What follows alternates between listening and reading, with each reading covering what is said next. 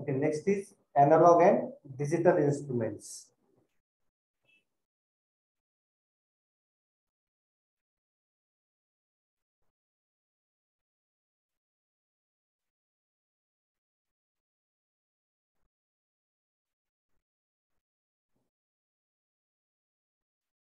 Analog and digital instruments. The first item is often analog instruments.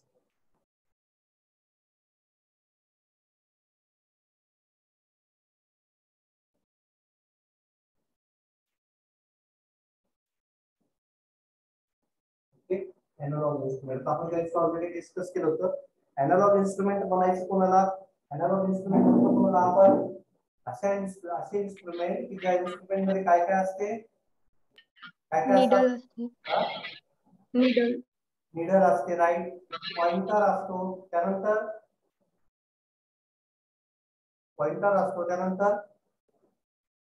Scale असते. सगळ्यात important काय? Scale. Okay, असे instrument की ज्या इन्स्ट्रुमेंट मध्ये नीडल, पॉइंटर, स्केल हे सगळ्या गोष्टी ज्यामध्ये असतात अशा इन्स्ट्रुमेंट आपण काय म्हणतो आपण त्याला एनालॉग इन्स्ट्रुमेंट्स म्हणतो. Okay, the signal and quantity to be measured are in analog form, that is in continuous function of time. These analog quantities can be measured using analog measuring instruments. त्याचे वापर करतो आपण. Yes, instrument मध्ये काय वापरतो आपण? Analog measuring instrument वापरतो आपण. Analog measuring instruments. Okay, analog measuring instruments. मग analog measuring instruments कोणते कोणते आपल्याला माहिती आहे. आपण ते घेऊ. Analog measuring instrument पहिले कोणते आहे? स्केल, पॉइंटर,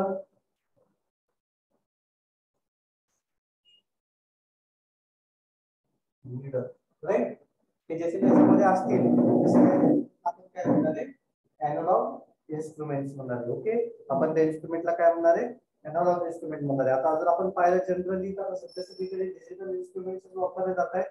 एनालॉग जास्त वापरले जात नाहीयेत. ओके, एनालॉगची ॲक्युरसी ही डिजिटल पेक्षा थोडीशी काय असते? कमी असते. एनालॉगची ॲक्युरसी कमी असते, डिजिटलची ॲक्युरसी जास्त असते. Because analog instruments which are time, which are these are the continuous function of time. Analog instruments काय असतात?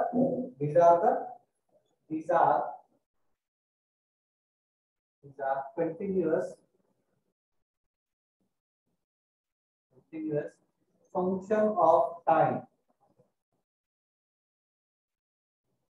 Okay, these are the continuous function of time. सगळे काय असतात? टाइमचे टाइम नुसार व्हॅरी होतात. कोणाला व्हॅल्यू देत सगळ्या टाइम नुसार व्हॅरी होतात.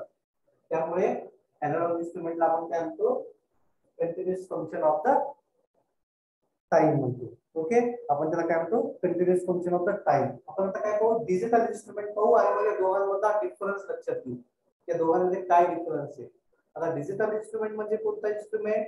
The instrument which gives the output which varies in discrete state and thus takes only a finite different value of the given range is called as digital instruments. म्हणजे काय बघा, समजा हे analogue instrument घेतलेली, हे analogue इन्स्ट्रुमेंटची काय scale आहे, राइट. एनालॉग इन्स्ट्रुमेंटची स्केल आहे.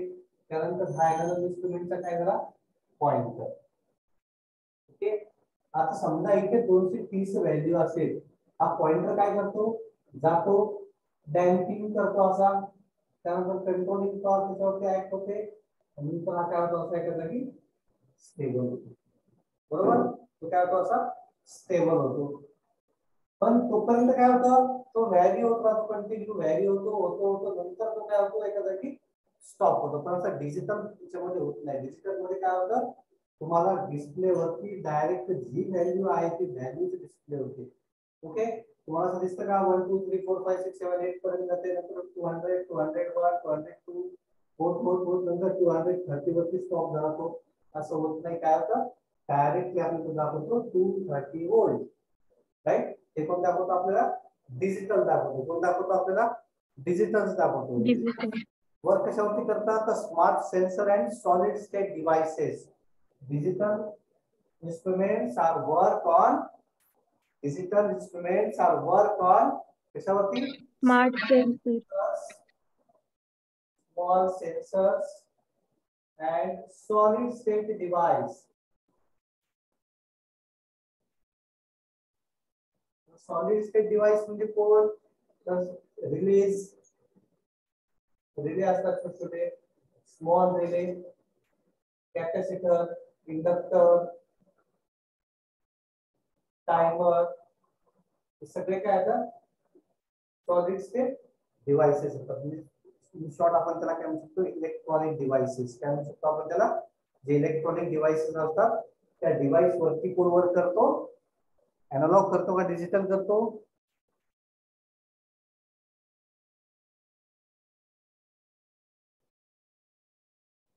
Small sensor solid state devices याच्यावरती कोण वर्क करतो एनालॉग इन्स्ट्रुमेंट वर्क करतो का डिजिटल इन्स्ट्रुमेंट वर्क करतो Digital instrument.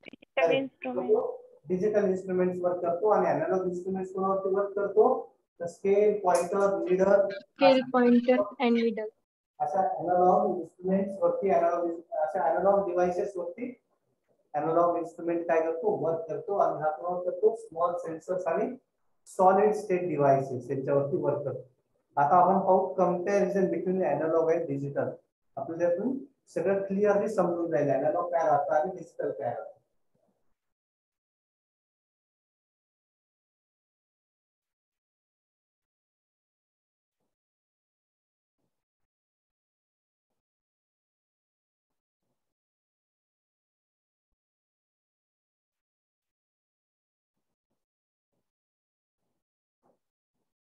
आपण एनालॉग आपण डिजिटल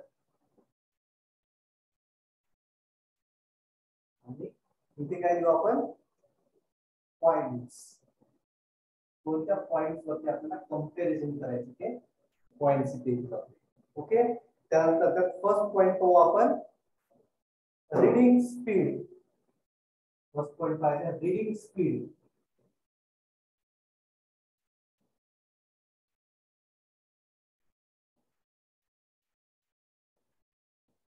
रीडिंग स्पीड आता रीडिंग स्पीडचा मीनिंग काय होतो तुम्हाला मी सांगितलं की पॉइंटर काय होतो असा 230 वरती जातो नंतर तो काय होतो थोडासा डिफ्लेक्ट होतो आणि तिथे काय होतो तो तिथे नंतर तो रेस्ट घेतो राईट त्याच्यात वेळ कशामध्ये जातो मग आपला डिजिटल मध्ये जातो की एनालॉग मध्ये वेळ जातो आहे वेळ दिसत लागतं एनालॉग मध्ये एनालॉग मध्ये लागतं आपल्याला वेळ आपल्याला तो वेळ लागणार आहे जास्त तो कशामध्ये लागणार आहे एनालॉग मध्ये लागणार आहे ओके रीडिंग स्पीड किती असणार आहे याची लो असणार आहे आणि याची किती असणार आहे व्हेरी हाय ओके याची असणार आहे रीडिंग स्पीड व्हेरी हाय त्यानंतर फ्रिक्शनल एरर सेकंड पॉइंट आहे तो फ्रिक्शनल एरर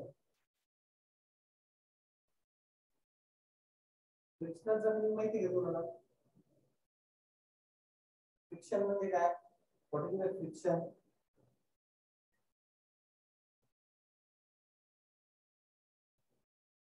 सांगता येतं फ्रिक्शन म्हणजे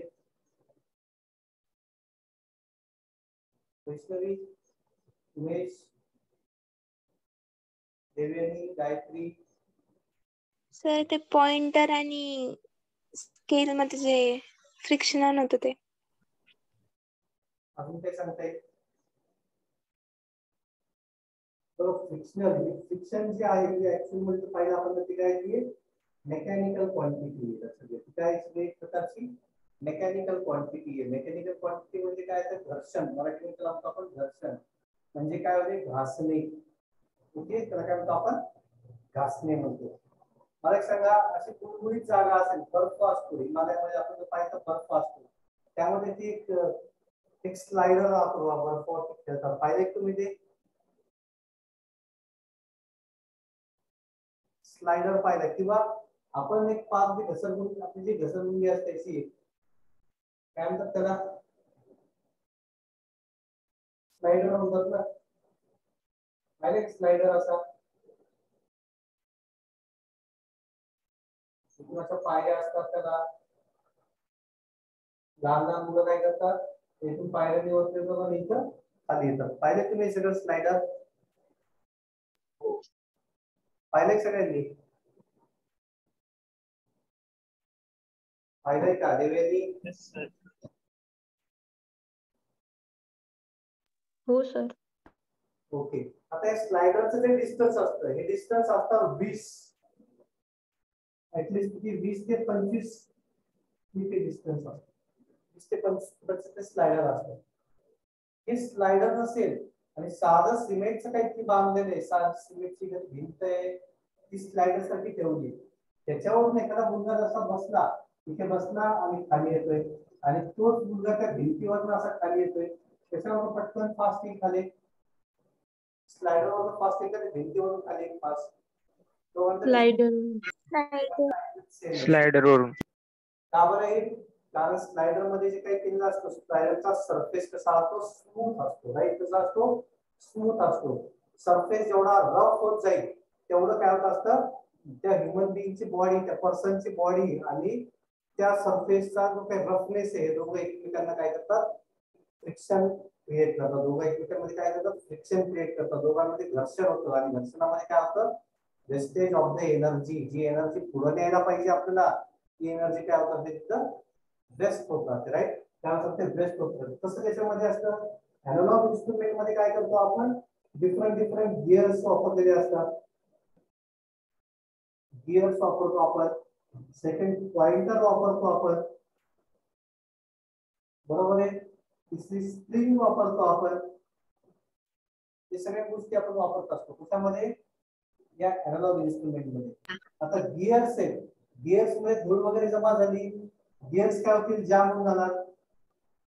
गिअर काय होतं ऍक्च्युअल मध्ये? एका गिअर दुसऱ्या गिअर मध्ये अडकणार आहे, नंतर तो मूव्ह करणार आहे, म्हणजे काय होते? फ्रिक्शन क्रिएट होते. मेकॅनिकल मूवमेंट आले म्हणजे काय जनरेट होणार? ऑब्विसली तर फ्रिक्शन जनरेट होणारच. येते लक्षात?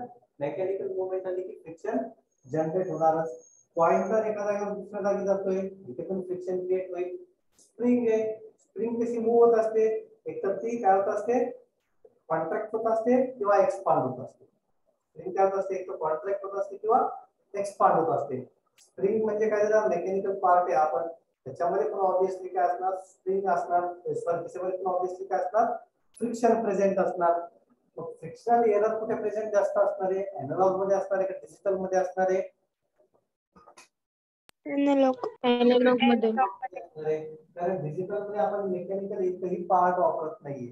आपण जे वापरतो ते सगळं काय वापरतोय? इलेक्ट्रॉनिक्स पार्ट वापरतोय. त्यामुळे जो फ्रिक्शन असणार आहे, फ्रिक्शनल एरर असणार आहे, ती फ्रिक्शनल एरर अॅनालॉग मध्ये प्रेझेंट असेल. इथे लक्षात काय असेल? अॅनालॉग मध्ये प्रेझेंट असेल. Frictional error present. Analogue digital मध्ये त्याचा काही संबंधच नसणार, ऍबसेंट. त्यामुळे आपण लिहिलेला ऍबसेंट. ओके. Next accuracy.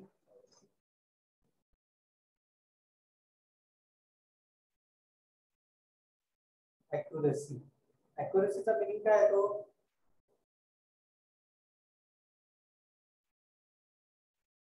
ऍक्युरसी आपण त्याच्यावरती आपण डिस्कस करायचे परत. ऍक्युरसी आपल्याला याची डेफिनेशन बघायची ऍक्युरसी पुढे जाऊन. त्यामुळे ऍक्युरसी जी असणार आहे ती ऍक्युरसी कोणाची हायर असणार आहे तेवढं बघू आपण फक्त. ऍक्युरसी हायर कोणाची असणार आहे? आता यामध्ये एरर्स आहेत, एरर्स असतील म्हणजे ऍक्युरसी ऑब्विसली काय होत असते? कमी होत असते, राईट? मग अॅनालॉगची ऍक्युरसी किती असणार आहे? लो. डिजिटल काय असणार आहे? हाय. Very high. किती असणार आहे?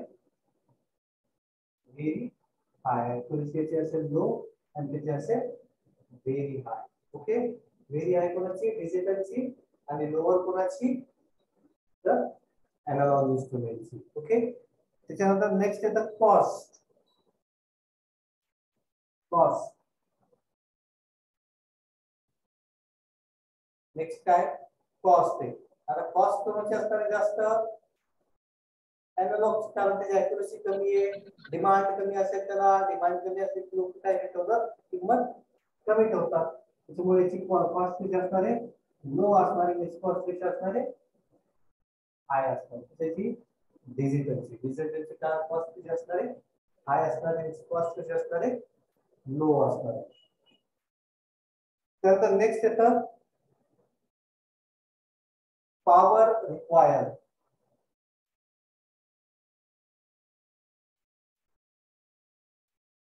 मेकॅनिकल डिव्हाइसला जास्त पॉवर लागते की डिजिटल डिव्हाइसला जास्त पॉवर लागते?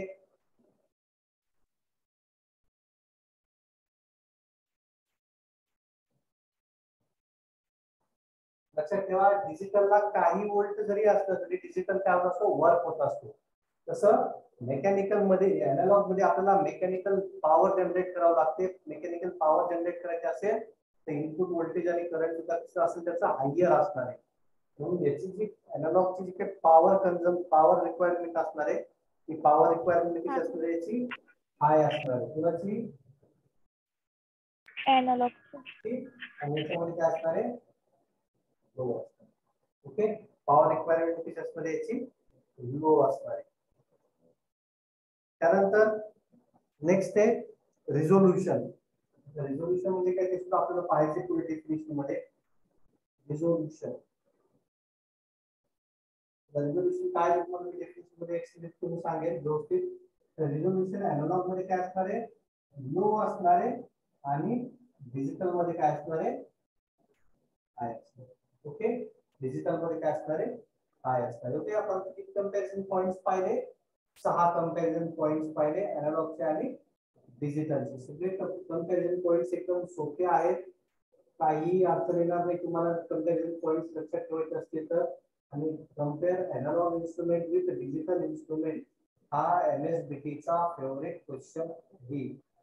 ओके, हा एमएसबीटी चा फेवरेट क्वेश्चन आहे.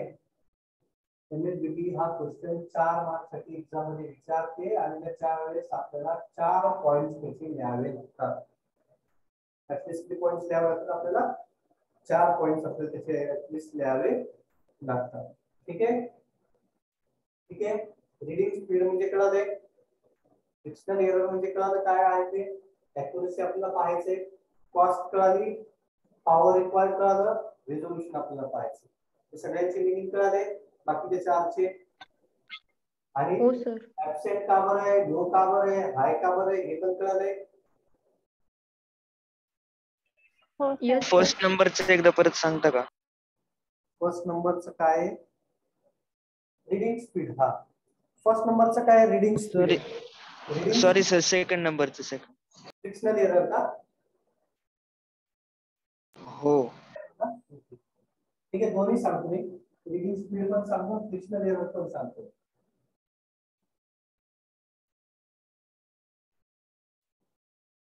बघा आता अॅनालॉग इन्स्ट्रुमेंट आहे, अॅनालॉग इन्स्ट्रुमेंट मध्ये आपण पाहिलंय काय काय वापरतो आपण अॅनालॉग इन्स्ट्रुमेंट मध्ये. अॅनालॉग डिव्हाइसेस वापरणार आहे आपण. अॅनालॉग डिव्हाइसेस म्हणजे ते कोणते झाले, मेकॅनिकल डिव्हाइस.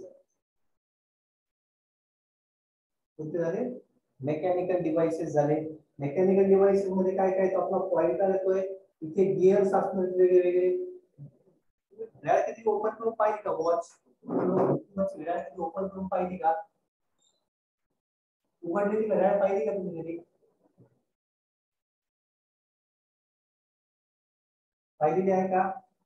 मग घड्याळ तर पाहिजे असेल तुम्ही, तुम्हाला हे असं काहीतरी दिसतं त्याच्यामध्ये, छोटे छोटे छोटे चाप दिसतात.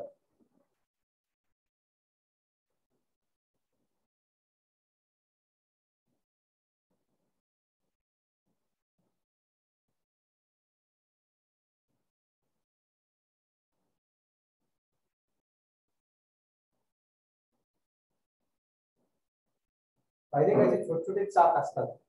ओके, हे जे आहे त्याला म्हणतात गिअर्स.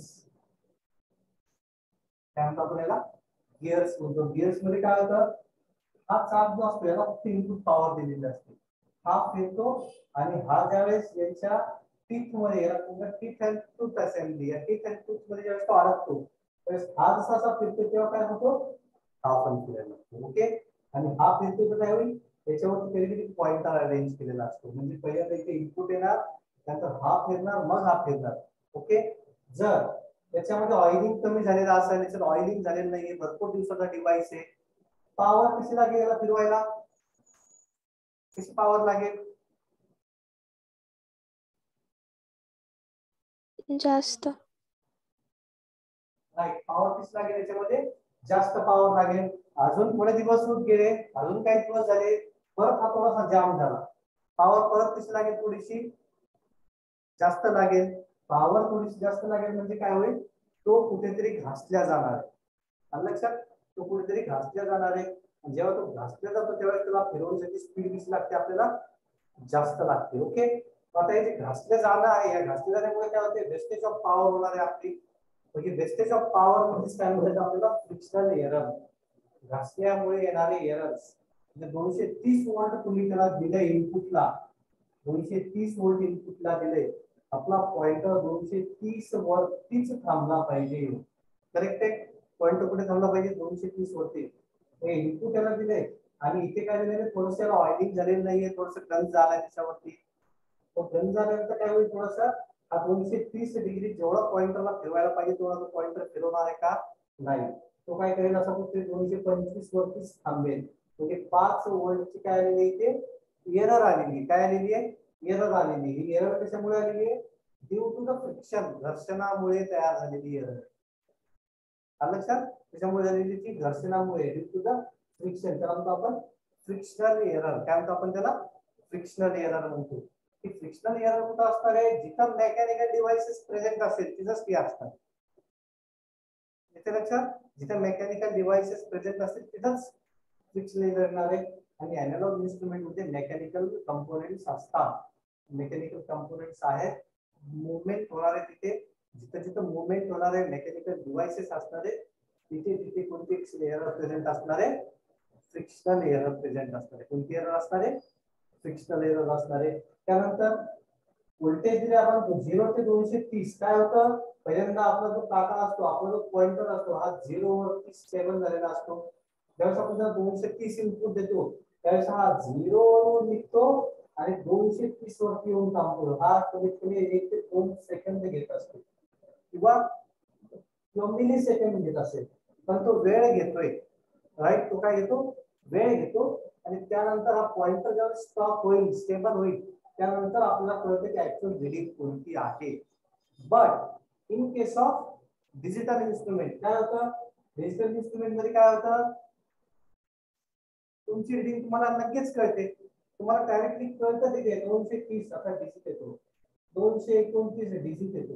ओके रीडिंग स्पीड कोणाची जास्त येणार आहे ऑब्विसली डिजिटलची. किंवा त्यापेक्षा सोपा एक्झाम्पल जर घ्यायचं हातावर घड्याळ असते आपल्या हातावर जेव्हा घड्याळ असते तेव्हा आपल्याला काय कळतं रीडिंग पाहताना किंवा किती वाजले पाहताना आपण पाहतो आधी तास काटा कुठे सेकंड काटा कुठे सॉरी तास काटा कुठे मिनिट काटा कुठे हे पाहून आपण मग कॅल्क्युलेट करतो मनामध्ये आणि मग सांगतो की 2:30 वाजले 2 वाजले 50 मिनिट झाले. But in case of digital watch वरती काय करतो आपण फक्त वरती असं नुसतं पाहिलं की आपल्याला दिसतं 1:51 मिनिट झाले. आपल्याला ते कॅल्क्युलेट करायची गरज पडली का नो सर. नाही. आपण आपल्याला 2 मध्ये जर टाइम बघायचा असेल दोन्ही वॉच मध्ये वेळ कशासाठी कमी लागतोय आपल्याला डिजिटल डिजिटलला लागतंय. That means the reading speed is very high in case of digital. लक्षात आलं Umesh Yes.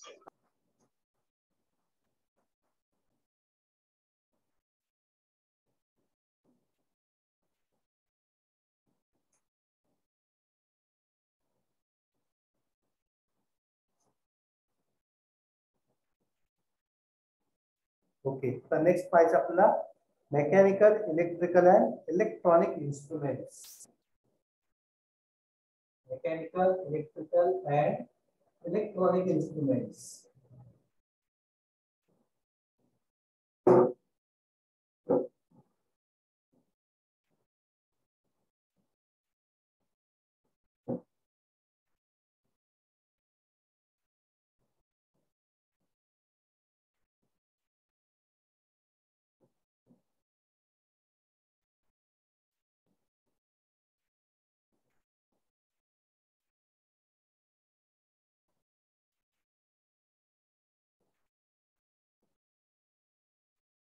Mechanical, electrical, and electronic instruments.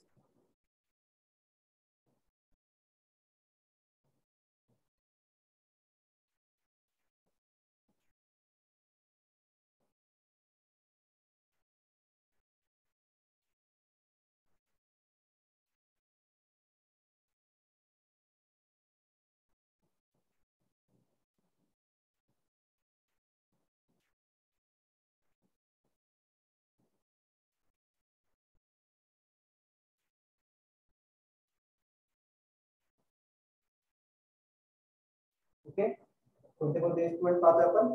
Mechanical instrument, electrical instrument आहे, इलेक्ट्रॉनिक इन्स्ट्रुमेंट. ओके, आता आपलं फर्स्ट जे आहे ते काय आहे? मेकॅनिकल. आता तुम्हाला याच्यातून काय कळतंय? मेकॅनिकल इन्स्ट्रुमेंट म्हणजे काय, इलेक्ट्रिकल इन्स्ट्रुमेंट म्हणजे काय आणि इलेक्ट्रॉनिक इन्स्ट्रुमेंट म्हणजे काय? नावावरून काय कळतं आपल्याला? नावावरून काय आपण एक अनालिसिस करू शकतो काय आहे?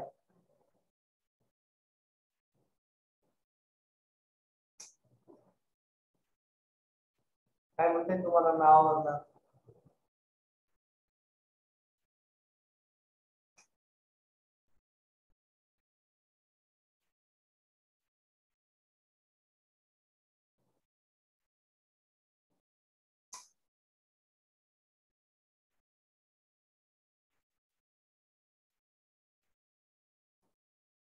ओके, लक्ष. तर मेकॅनिकल इन्स्ट्रुमेंट्स म्हणजे काय असणार आहे की असे इन्स्ट्रुमेंट्स की जे कशासाठी वापरणार आहे आपण?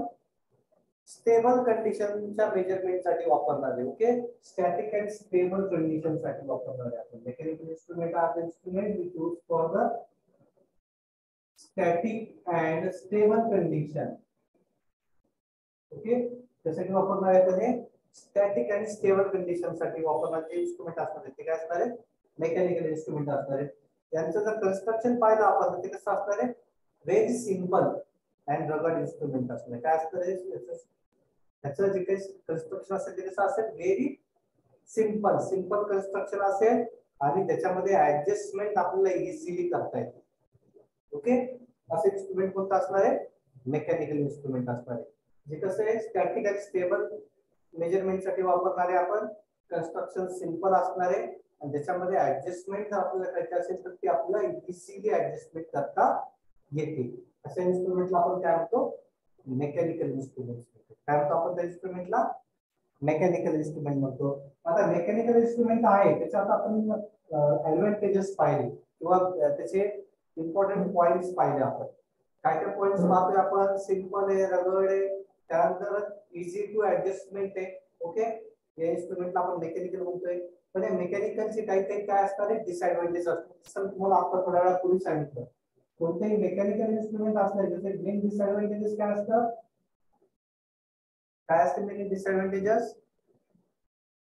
ऍक्युरसी लो असते. ऍक्युरसी लो असते. ऍक्युरसी लो कशामुळे असते? तर तिथे काय प्रेझेंट असतं? फ्रिक्शन प्रेझेंट असतं. ओके, काय प्रेझेंट असतं? फ्रिक्शन प्रेझेंट असतं. नेहमी काय असतं? Friction present. ओके, त्या फ्रिक्शन मुळे तुमची काय होते? ऍक्युरसी कमी होत असते. राईट, त्याला काय म्हणतो आपण? फ्रिक्शन म्हणतो. त्यानंतर मेकॅनिकल इन्स्ट्रुमेंट आहे. तर मेकॅनिकल इन्स्ट्रुमेंट त्यात पाहिलं आपण गिअर असतात, नीडल असते, पॉइंटर असतो. या प्रत्येकाला स्वतःचा एक इनर्शिया असतो. इनर्शियाला काय म्हणू शकतो आपण मराठीमध्ये? जडत्व म्हणतो आपण मराठीत. जडत्व.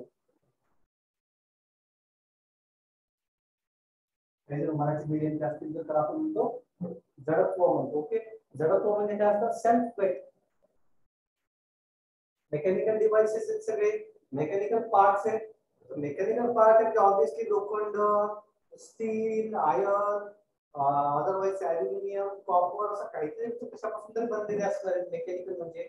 आणि जर ते मेटल पासून बनलेले असतील तर मेटल पासून बनलेले असतात म्हणजे त्यांना स्वतःचं काय असतं? ऑब्विसली इनर्शिया असणार, स्वतःचं काहीतरी त्यांना वेट असणार आहे. राईट, मग या वेट मुळे काय होतं? वेट मुळे काय होतं? हे इन्स्ट्रुमेंट हेवी होतात, बल्की होतात. येते लक्षात? कोणते? Mechanical instrument. वेट मुळे इनर्शियामुळे इन्स्ट्रुमेंट काय होतात? हेवी होतात, बल्की होतात. ओके, त्यानंतर आपण या इन्स्ट्रुमेंटला काय म्हणू शकतो? या इन्स्ट्रुमेंटला आपण काय म्हणू शकतो? Friction is present. दोन याचे डिसएडव्हांटेजेस आपल्याला दिसतात. पहिले डिसएडव्हांटेज दिसते त्याच्यामध्ये फ्रिक्शन प्रेझेंट आहे. दुसरा डिसएडव्हांटेजेस आपल्याला असं दिसते त्याच्यामध्ये काय असणार आहे? हे मेटल पार्ट्स आहेत. प्रत्येक मेटल पार्ट असल्यामुळे त्याच्यामध्ये काय प्रेझेंट असणार आहे? इनर्शिया प्रेझेंट असणार आहे.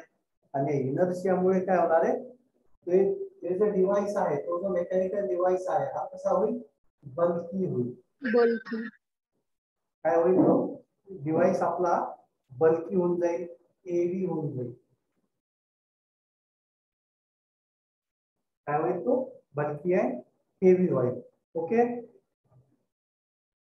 त्यानंतर आता इनर्शिया आहे, फ्रिक्शन आहे, त्याच्यामुळे डायनामिक मुवमेंट जे असणार आहे, डायनामिक मुवमेंट म्हणजे काय, पॉइंटर आपण एका जागेवरून दुसऱ्या जागी जाणार, तर डायनामिक मुवमेंट. ओके, ही जी आपली डायनामिक मुवमेंट आहे ती ड्रायव्हर डायनामिक काय असेल, ट्रबलसम असेल, त्याच्यामुळे ट्रबल्स येऊ शकतात कधी कधी.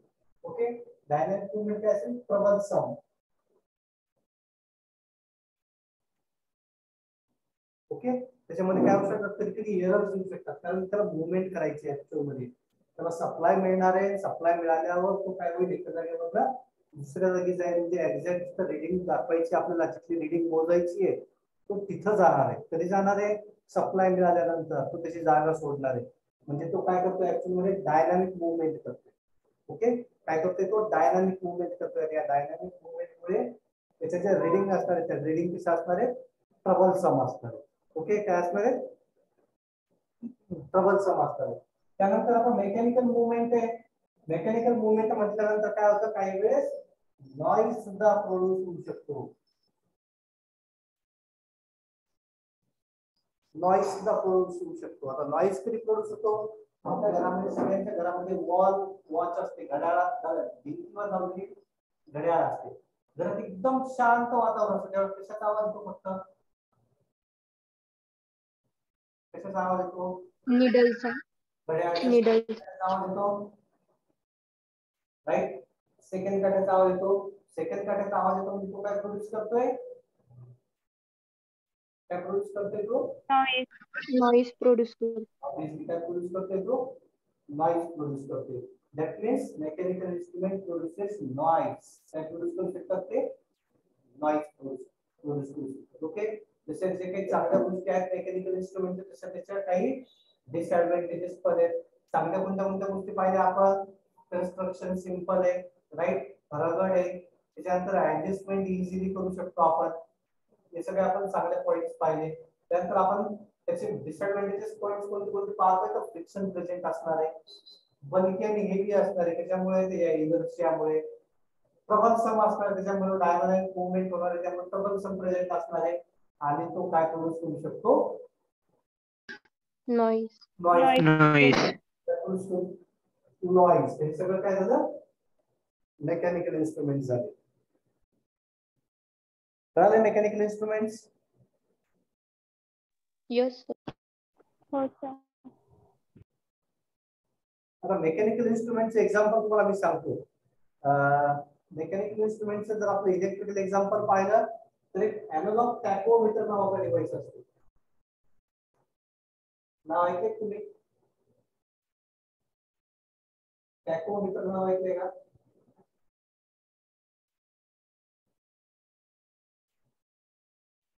ऐकले का नाव टॅकोमीटर? नाही सर. कुठंच नाही ऐकलं का? नाव ऐकलंय सर. टॅकोमीटर काय असतो, आपली जी मोटर असते, पाण्याची मोटर किंवा आपल्याला एसी मोटर, डीसी मोटर बघायचे, पुढच्या सेमिस्टर तुम्हाला मोटर्स येतील सगळ्या. या ज्या मोटर्स असतात त्या मोटर्सची स्पीड किती आहे, ही स्पीड मोजत असतो आपण आरपीएम मध्ये. मोजतो आपण आरपीएम, रिव्होल्यूशन पर मिनिट म्हणतो आपण त्याला, रिव्होल्यूशन पर मिनिट. हे आरपीएम मध्ये आपण मोजतो. हे जे मोटरची स्पीड मोजायचा एक डिव्हाइस असतो, त्या मोटरच्या स्पीड मोजायच्या डिव्हाइसला आपण म्हणतो टॅकोमीटर. काय म्हणतो आपण त्याला, टॅकोमीटर म्हणतो.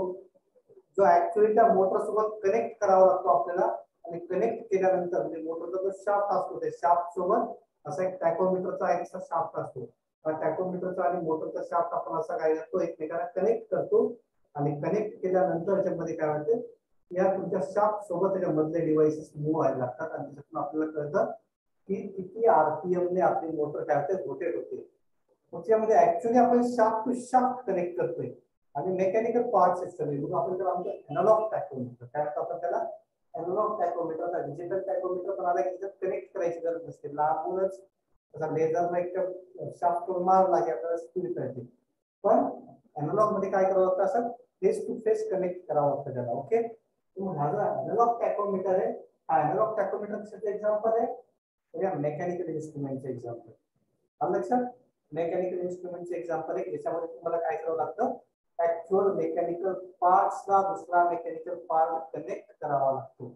मेकॅनिकल इन्स्ट्रुमेंट हे त्या ऍक्च्युअल पार्ट सोबत कनेक्ट करावं लागतं, त्यावेळेस आपल्याला रीडिंग मिळतात. त्याला म्हणतो आपण मेकॅनिकल इन्स्ट्रुमेंट्स. ओके, तर नेक्स्ट पाहायचं आपल्याला इलेक्ट्रिकल इन्स्ट्रुमेंट. मेकॅनिकल कळाला, कन्सेप्ट क्लिअर झाला सगळ्यांचा? हो सर. Yes sir. पुढे जायचं. हो सर.